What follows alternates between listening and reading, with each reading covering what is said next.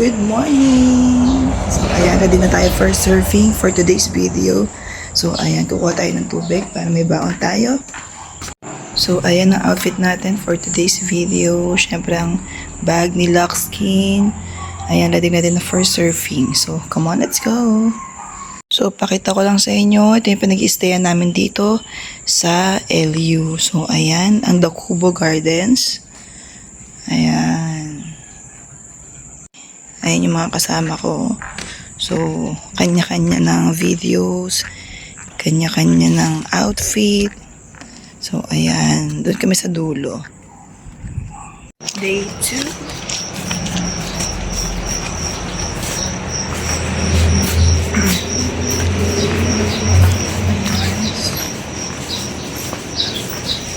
May sexy na kasama ko. Alagang vaccine. Ito. Ang beshi mo lang po.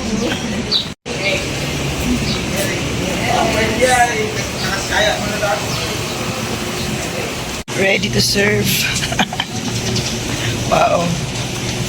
Video ang kita okay lang.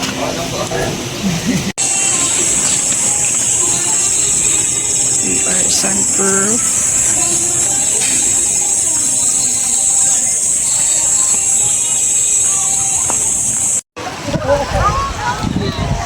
Gosh.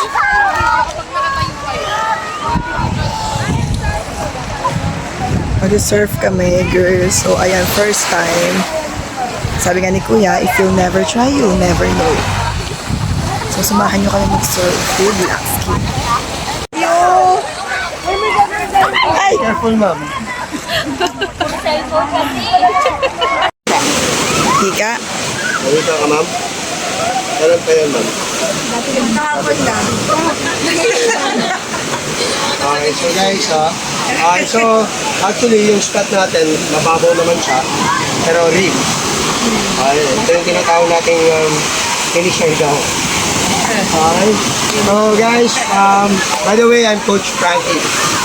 Okay, so welcome to San Juan Surf School. Okay, so yung land lesson natin, okay, so include na sa 1 hour.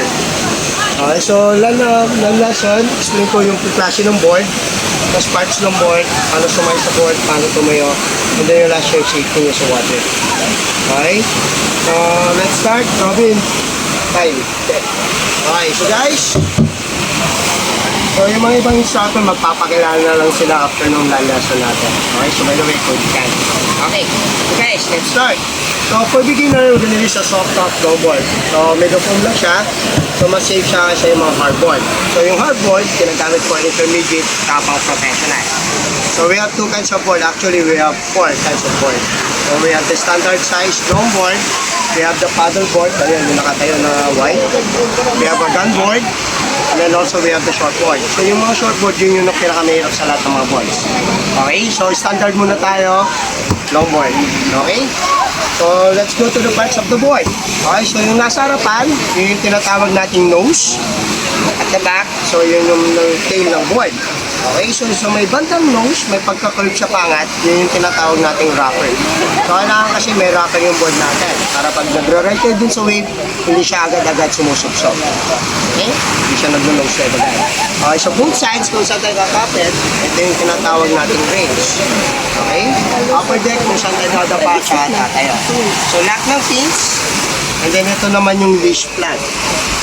Sa kabila naman, so ito yung lower bottom ng board. So ito yung pinakamadulas sa parts ng board. So ito yung nag-glide sa ibabaw ng tubig. Okay? So bawal lang po tayo sumampa dito. Kasi pag dito kayo sumampa, nagpanik kayo, dito kayo sumampa, okay, may malaking alon, so pwede kayo mag-slide papunta sa pins. So which is yung pins, yan yung nagbibigay control tsaka balance. So without the pins, makakakuha tayo ng alon, so we don't have direction. It's better there's a pins on the board, so you can stable your ride on the wave. Okay, but you need to stay away from the pins. Even though na flexible yung pins ng board, nakakasugat pa rin siya. Okay, kasi yung skin natin, pag nabababad sa water, okay, so malambot. Okay, so para susugatan pa rin tayo. Okay, so kailangan lalayuan natin yung pins ng board. So we have tri-pin. So mas stable siya, lalo na pag malaki yung alon. Meron din tayong single pin. twin pin, quad pins, meron din tayong 5 pins. As long as may pins yung board, mas stable yung ride natin dun sa wave. But without, okay, iikot lang yung board natin sa hindi. Okay, so wala tayong direction. Okay, so next. So we have the leash. Okay, so yung gamit ng leash, so linalagay yan sa dominant foot natin. Okay, pag gumamit ka ng longboard, kailangan pa rin yan long leash. Okay, para compatible. Okay, kasi yung leash natin, may pagkama rubber band effect. So flexible siya. Okay, napapanat. So pag longboard, long leash, short board for short leash. Kasi pag short leash yung ginamit nyo dun sa longboard, there's a tendency, pag nahulog kayo, lalo na pag malaki yung alon, there's a tendency bumabalik sa atin yung board. So tatamaan tayo. Okay? Okay, so next. Okay, so next naman yung pagsampa natin dun sa board tsaka yung pagtayo. Okay, kailangan with permission na instructor pagdadapa kayo sa board. Without permission, huwag muna kayong dadapa dun sa board nyo. Lalo na po pag malalaki po yung alon. Okay? So pag dumapa kayo sa board, nakaside yung board natin dun sa wave, hindi siya nakapoint dun sa wave. Okay, pag may alon na dumating, pwede tayo ma-wipe out. Okay, kailangan yung nose ng board towards the wave bago kayo sumampa. But, wait for the go signal of your instructor. Okay? Guys, pag dadapa naman kayo sa board, okay, kailangan sa half kayo ng board dadapa. Not on the tail, and also not on the nose of the board. Okay, bakit? Pag dito kayo sa tail dumapa, malaki yung alon, even though na it's too shallow. So yung alon, yung board natin is nakaangat, yung nose ng board. So yung alon tatama sa lower bottom, tataob kayo. Pag sa nose naman kayo dumapa, okay, so nakalublob. Pag dumating yung alon, okay, lahat ng tubig maiinom nyo. Okay, aray ko po, salt water. Stay salty on. Okay, so guys, so ito yung proper. Okay, so pag nagsosolo kayo, kailangan yung level ng water nasa waist level. Pag may instructor kayo, na-go signal, okay, pwede kayo lumapa. Okay? So you need to grab the reins, both sides. Okay? Kailangan nyo lang ipatong yung upper body. And then slide. Huwag yung uunahin yung lower kasi pwede kayong tumaob. So upper body yung lagi yung uunahin natin. Okay? So always point your toes before the tail. Hindi kayo pwedeng lumampas dun sa tail ng board. Short board lang yung pwede lumampas. Saka yung mid-length. Okay? So pwede yung point. Huwag nyo lang lalagay dito sa may range ng board. Okay? Hindi kayo makakatalo dyan pag tinulak kayo ng stop. So always point your toes. You need to grab the reins, stretch your arms. And then, pag kukuha tayo ng wave, so dalawa yung go signal ng instruction natin. So if your coach said ready, that's the right time you need to slide your arms dito sa my chest level. Okay? Pero huwag kayong magpupush dito sa may rails ng board. So napapansin nyo yung rails ng board, slanting siya. Pag dito kayo nag-push, hindi nyo nag-grip ng maayos, there's a tendency tudulas yung kamay, kawawa naman yung board natin. Ay, actually, kawawa pala kayo. Okay? So dapat yung kamay nakadikit lagi, chin up, and then always look straight. And then don't forget to smile. Okay? Okay. So if you are set ready, okay, at the same time, kamay tsaka paano yan. Okay, you need to fold your right foot. So if your stronger leg is right, so we call this regular stance. But if your stronger leg is left, so we call this goofy. Okay, so left. Okay, so based naman siya sa skateboard. Okay, so my stronger leg is right. So I need to fold my right foot. Okay, so your toe must be pointing on the ball exactly sa may knee level. So napapansin nyo, naka-out yung tuhod ko sa may ball. Tama? Okay, so if you're gonna stand up, okay, full body push up. Kailangan yung pitat, nakaangat. Kasi pag hindi, nahirapan kayong tumayo. And then never use your knees on the board. Kasi it's more difficult. Kasi yung board natin is nagwawabble siya. Okay? So kailangan nakaside. So yung nakatikto kanina, kailangan nyo muna i-planted na flat. Okay? Okay, flat na siya. And then yung left foot, step forward. And then you need to let go. Kailangan yung mag-let go. Okay? Pag hindi kayo mag-let go, hindi kayo makakatay ng maya. Kasi pag nag-hawak kayo sa rails, where you're standing up, it's wobbling. Yung wobble siya. Unstable na siya. So as simple as this, kayo tsaka yung board, isa lang. Okay? Pag stable kayo, mag-i-stable yung takbo ng board. Pag unstable kayo, unstable din yung board. Tama? You're the one to control the board. Okay? So, bitaw, angat. Okay, then, directly to bend your knees. Tingin kayo sa harap. Okay, pag may pumipitik, nagdodrone, kailangan nyo mag-smile. Okay? So, yung angle ng back foot natin, kailangan nyo naka 90 degree. Front foot naman natin is 45. Okay, yung paa natin, kailangan nasa shoulder width siya. Hindi siya pwede naka-close, masyadong wide. Okay, para tayong Spider-Man yan. Okay, so kailangan shoulder width siya. Then huwag kayo mag-i-step sa side, para hindi naman kayo mahulog. Baka mamaya sabihin ng instructor, ma'am, magbilis mo naman ma-fall. Okay, kailangan. Ganyan lang. Okay, so we have basic controls. Okay, let the ball start to slow down. Okay, before start to slow down, you should pressure front foot para mag-speed. Okay, pag hindi naman kayo nagmamadali, okay, pressure back foot. Slow down naman yan. Lalo na pag malaki yung alon, automatically yung board kasi natin, mabilis. Kailangan natin mag-slow down. Ito yung control. Kasi yung karamihan, ginagamit is upper body, which is wrong. Pag gumagano sila. Okay, wala na kayong balance. Baka pwede kayong masubsobagan. Kailangan lower. Okay? Wala natin na may maintain yung speed ng board. Okay, pag nag-slow down, okay, lean forward. Pag mabilas, okay, lean back. Para hindi lang siya sumugso. You need to maintain the speed of your board. Okay? So, every time na tumatayo kayo, baka mamaya mag-question kayo, Kuya, bakit nag-stop yung board? Okay, you're too much at the back. Okay? Kailangan yung back foot natin nasa sweet spot. Before or after nung lock ng feet. Yan yung exact position natin sa board. Okay? Huwag lang naman magkadikit ng paa. Okay? Baka mamaya magbutots kayo dyan. Okay? So, back foot, pag masyado, mag-stop siya. Huwag lang kayo maglalakad parap ng board. Okay? Lalo na pag straight yung takbo ng board, automatically mag-nose na board. Pag babounce up yung board, okay, lilipad, okay, tataman tayo sa ulo. Mapapa-ouch kayo. Okay? Yan. So pag ganun yung nangyari, nag-nose-slide yung board, you need to cover your head, including your face. Baka mamaya, ulo na yung kinover nyo, yung board, tumama na sa mukha niya. Okay, so you need to cover your head, including your face. Okay? And next. Pag left naman yung stronger leg, same routine pa rin, at ang stronger leg natin is left. So you need to pull the left. Okay? So ready? Going up, push up. Flat, step, let go, step. Nice. Lean forward, speed, lean back, slow down. Okay, bigla kayo sumoryoso ah. So next, safety. Okay, dito na tayo sa safety guys. So yung safety natin, so napapansin nyo, mapato dito sa dilet. Tama?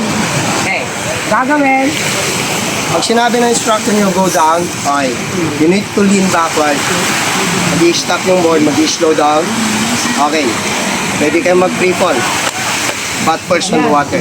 Cover your head, paupo lang. Gently. Okay, huwag kayong mag-jump. Kasi pag nag-jump kayo, mabato, okay, pwede tayo may spray, pwede tayo masugatan. Huwag na huwag yung bibiglan yung pagbaba. You need to be gently to go down on the water. Okay? Huwag lang sa harapan ng board. So, connected tayo dito sa board natin because of the... Anong tawag doon sa tali? Lee. Tama. Okay. Tatamaan tayo. Kasama yung board. Okay? Mamaya sabihin nyo, ay, buti na lang sumama. Okay, that's natin push your board sideways. Never push your board forward sideways. Bakit pag pinulak nyo yung board nyo, papunta sa alon, okay, babag sa yung board. Lalo na pag malalaki yung alon. Pero pag pinili yung board nyo, Yes! Okay. Sarap. Sarap sis. Are you sunproof? galing ko lang Yay! Fast learner ka pala, Beshi eh. forward down po na para Oh, pati paghugas mo ng kamay kasama sa video. and then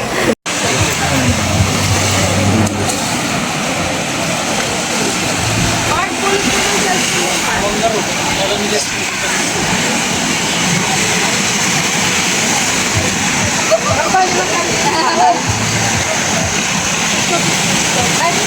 sa mga dun sa 250 tas lahat na nung kayo-kayo.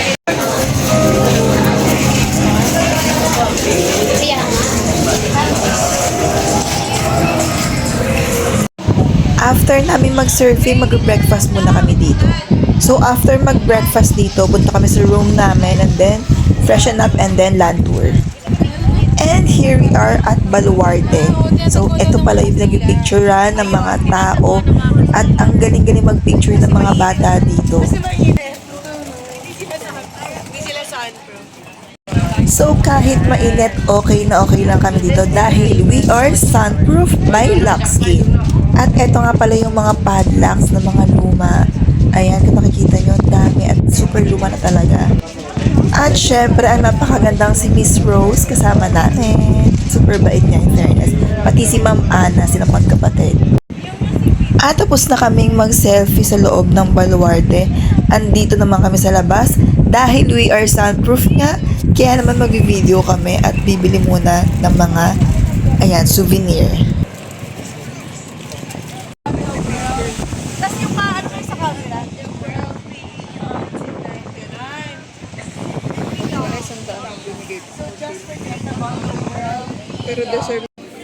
After ng Baluarte, we're here at Bato de Luna. So, ayan, pasok na kami sa loob at kahit sobrang init ng araw, okay na okay pa rin kami dahil nga we are sunproof by Luxskin. O tara. Go, ano lang to? Libot-libot, pasapasa. So lahat po naman dito naman. Ay, hindi ko pa. Sila po ay naka-display lamang. Mas marami pa mong hayop sa loob, actually. Nakapunta na kasi 3 years ago.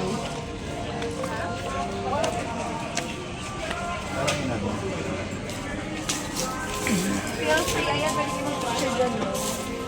May mga kinamper.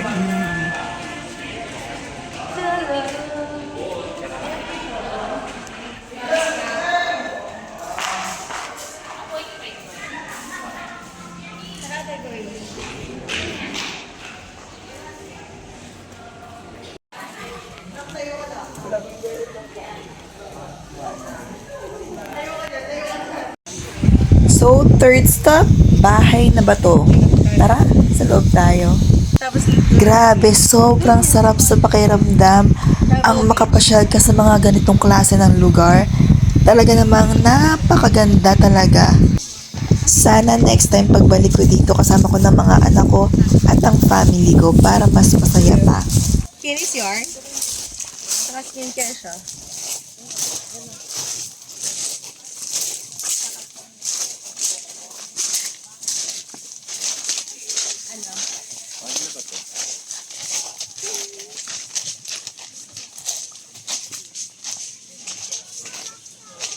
Ito maganda dito. Pwede ata doon.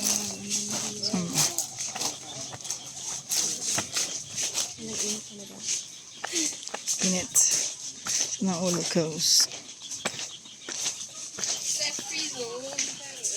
Ano yan? Bawal ang stress dito. Wala ko libre yung stress eh. Libre yung stress.